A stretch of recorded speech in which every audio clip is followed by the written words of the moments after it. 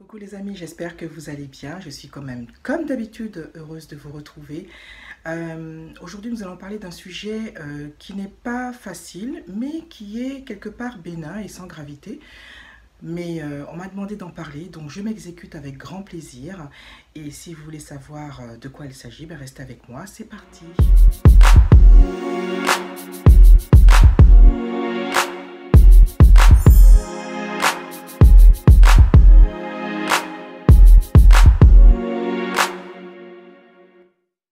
Voilà, donc une de mes abonnées, elle se reconnaîtra, je l'embrasse très fort, et m'a demandé de parler d'un sujet dont je souffre quelquefois.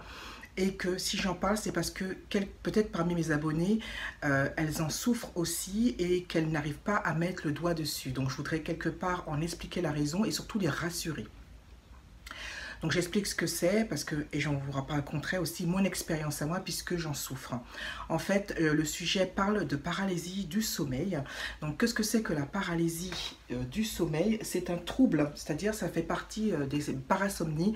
Donc les parasomnies, c'est une catégorie de troubles ou de pathologies qui comprend par exemple le somnambulisme, la sexomnie, je crois, quelque chose comme ça, où une personne a tout le temps envie de faire, d'avoir des rapports sexuels durant le sommeil. Et attention, ça peut arriver.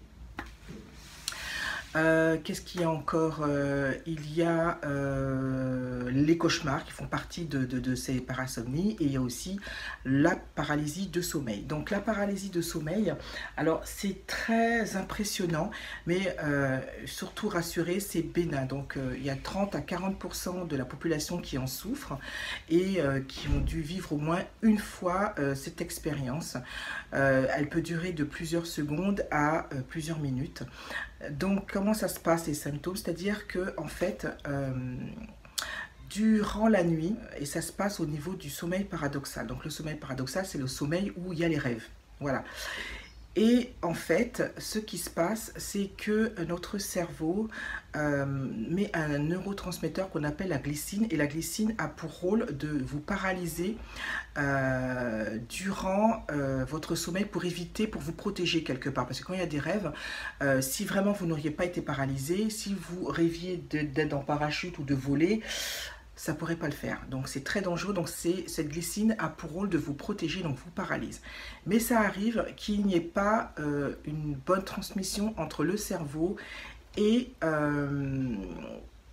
et votre corps. Donc c'est-à-dire que vous vous réveillez, donc votre cerveau se réveille, vous êtes à moitié réveillé, mais votre corps est paralysé. Donc, et là où c'est impressionnant, où ça peut être très flippant, c'est que en fait vous êtes réveillé mais vous êtes complètement paralysé, vous ne pouvez pas bouger. Les seuls muscles qui bougent durant cette paralysie, ce sont les yeux et votre cerveau. Et le pire dans cette épreuve, c'est que vous êtes victime d'hallucinations. C'est-à-dire que vous pouvez avoir des hallucinations comme une sorte de présence malsaine dans la pièce. Vous ressentez une présence, vous ressentez comme une pression sur vous. Vous pouvez avoir aussi des hallucinations sonores ou un esprit de flottement. Et ça peut être vraiment perturbant, ça fait très peur. Ça peut également provoquer des insomnies, puisque après les gens ont peur de revivre ça. Moi, je vis ces expériences quand je suis actuellement très fatiguée. Alors, c'est bénin, ce n'est pas grave du tout, c'est juste hormonal, mais c'est très perturbant. Le problème, c'est que même si on dit, bah, écoutez, ça arrive, respirez lentement, moi j'ai du mal. Je sais que ça arrive, je fais tout pour essayer de me dégager, mais c'est très difficile et c'est assez perturbant parce que je n'aime pas ça.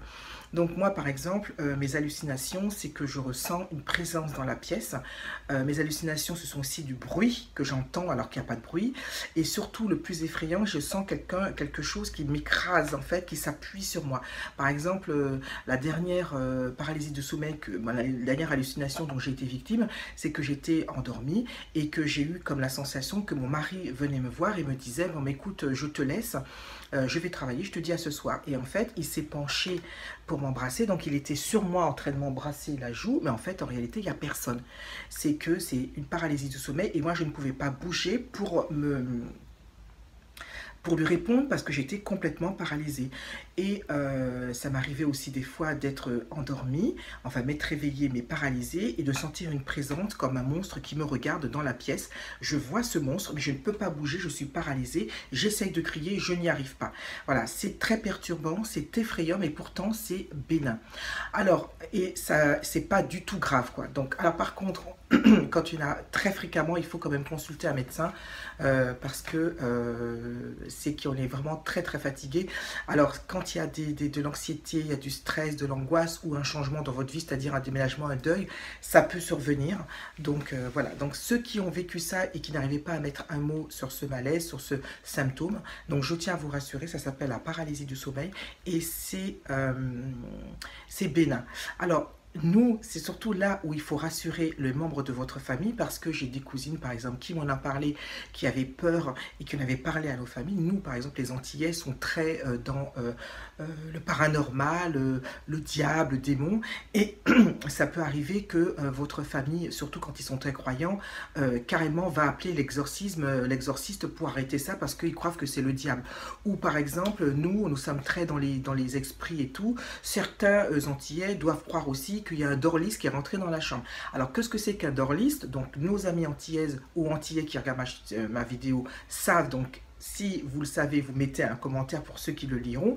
C'est un esprit, un homme généralement, qui a des envies sexuelles et donc vous repère et dans la nuit passe par la serrure et vient vous violer pendant votre sommeil et vous êtes complètement paralysé. Alors évidemment, si vous parlez de ça, ils vont tout de suite aller chercher le prêtre qui est à côté pour tout de suite enlever tout esprit de démon en vous. Voilà. C'est juste ça, il ne faut surtout pas, il faut surtout les rassurer parce que forcément les gens vont imaginer d'autres choses et évidemment ce symptôme et ce trouble du sommeil, beaucoup imaginent des choses par rapport à des croyances et des choses et c'est pas toujours agréable. Voilà, donc si vous ne saviez pas ce que c'était et que vous avez subi ce trouble, cette pathologie du sommeil, eh bien écoutez, n'hésitez pas à mettre un commentaire sous cette vidéo, d'en parler, n'hésitez pas. Je vous mettrai un lien ou plusieurs liens de YouTube car ils en parlent aussi régulièrement, pas de souci, mais c'est vrai que j'en souffre aussi en ce moment fréquemment puisque je suis extrêmement fatiguée et je me remets à peine du deuil de ma tante que j'adorais et c'est très désagréable, malgré le fait que je sache ce que c'est, j'ai du mal à respirer, j'ai du mal à m'apaiser parce que je n'aime pas ça, je déteste ça, j'ai très peur et voilà. Mais pour vous, c'est juste aussi ça, c'est normal d'avoir peur et c'est très perturbant, mais ce n'est pas grave. Je voulais juste vous expliquer ce que c'était, ce que je vivais en ce moment, puisque ma petite abonnée a été très curieuse de savoir mon expérience par rapport à ça. Donc, j'espère que ça vous a plu, malgré que c'est un petit peu sordide et pas très rassurant. Mais c'est pas grave du tout, je suis là, hein, je suis toujours pareil. Et donc je vous reverrai avec un sujet beaucoup plus joyeux, beaucoup plus glamour. En attendant, je vous fais de très très gros bisous, je vous embrasse très fort. Prenez soin de vous et de ceux que vous aimez.